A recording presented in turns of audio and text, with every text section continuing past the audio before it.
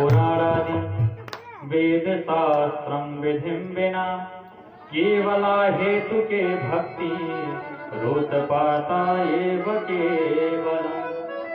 और ध्रुव जी महाराज वटवृक्ष के नीचे स्नान ध्यान करके खड़े हो गए। पहला महीना बीता, ध्रुव जी का कुछ खाते भी थे पहले महीने में, और उसके बाद प्रभु की आराधना करते थे। दूसरा महीना जब शुरू हुआ तो वो खाना पीना भी बंद कर दिए। तीसरा महीना बीता, वायु पीकर रहने लगी। चौथा महीना भी इसी प्रकार से बीतता कि जब भी उनके मन में कोई ऐसी भाव आती तो वो वायु को ग्रहण करते और फिर लग जाते परमपिता परमेश्वर की आराधना में। बस उनके मन में पांचवा महीना आते आते एक ही बात की शुभ लगी कि अब मैं कुछ भी ग्रहण नहीं करूंगा, और अब बस सिर्फ अगर कुछ प्राप्त ही करना है तो सिर्फ नारायण का दर्शन प्राप्त करना है। पांचवा महीना बीतते बीतते ऐसा समय आ गया कि ध्रुव जी महाराज ने अपनी सांस को बंद कर लिया। और देखिए भक्ति का प्रभाव ऐसा होता है कि ध्रुव जी के आज सांस बंद करने के बाद पूरे पृथ्वी पर रहने वाले जितने जीव थे, जितने देवी देवता थे, सबका ये श्वास रुक गया। परेशान सभी लोग 5 मिनट में। सोचिए अगर किसी की सांस 2 मिनट भी रुक जाए कैसी स्थिति होती है। सांस रुक गया, सभी देवी देवता परेशान, गए नारायण के पास। नारायण, ये कैसी लीला चल रही है, जल्दी उबारो। नारायण ने कहा कि कोई बात नहीं, आप लोग परेशान ना होइए। ये हाल किसने किया है? मेरे भगत ने किया है। आज एक मेरा छोटा सा भगत मेरे दर्शन के लिए मेरी आराधना कर रहा है। और भागवत जी में सूत जी महाराज कहते हैं कि ऋषियों, नारायण ने ध्रुव जी को दर्शन दिया नहीं।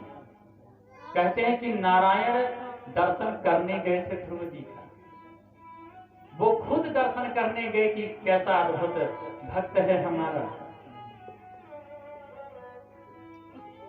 और पहुंचते हैं, अद्भुत झांकी ध्रुव जी के मन की। नारायण ने देखा कि ध्रुव जी अपने आप में मगन, हमारे उपस्थित रहने से कोई इनको फर्क ही नहीं पड़ रहा है, क्योंकि नारायण की जो झांकी थी मंत्र के प्रभाव से उनके हृदय में विराजमान हो गया। जिस प्रकार से नारायण चतुर्भुज रूप में है, मंत्र का ऐसा प्रभाव हुआ था कि ध्रुव जी के मन में वही झांकी दिख रही थी। और नारायण की ऐसी लीला हुई। थोड़ी देर बाद ध्रुव जी के मन से नारायण ने वही झांकी को खींच लिया, हटा दिया। और जैसे ही वो झांकी उनके मन से हटा, ध्रुव जी बौखला गए, परेशान हो गए कि जिस झांकी का मैं दर्शन कर रहा था वो गया क्या। और जैसे ही उन्होंने नेत्र खोला तब तक देख रहे हैं कि जो झांकी हमारे मन में दिख रही थी वही साक्षात सामने। बोलिए सांवरिया सरकार की जय, बालकृष्ण भगवान की जय हो। नारायण और ध्रुव जी महाराज एक दूसरे को देख रहे हैं। देखते देखते 10 मिनट हुआ, 20 मिनट हुआ, आधे घंटे हो गया। न नारायण कुछ बोल रहे हैं, न ध्रुव जी महाराज कुछ बोल रहे हैं। प्रभु सोच रहे हैं कि मेरा भगत सबसे पहले कुछ बोले।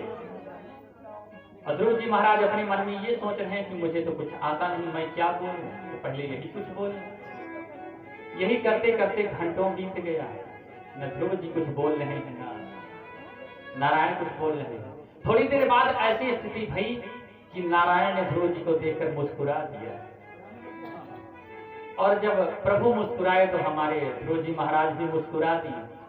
ये कथा बताते बताते सुखदेव भगवान भी मुस्कुरा दिए और महाराज परीक्षित भी मुस्कुराने लगे। और यही कथा बताते बताते जब सूत जी मुस्कुराए तो पूरा संत समाज मुस्कुराने लगा। थोड़ी देर बाद कन्हैया ने अपने शंख को उठाया और ध्रुव जी के गाल से लगाया। और जैसे ही उनके गाल पर प्रभु का वो शंख लगा, ध्रुव जी के हृदय में वेद वेदांत जितने भी दर्शन पुराण सभी का ज्ञान उनको प्राप्त हो गया थोड़ी ही देर में।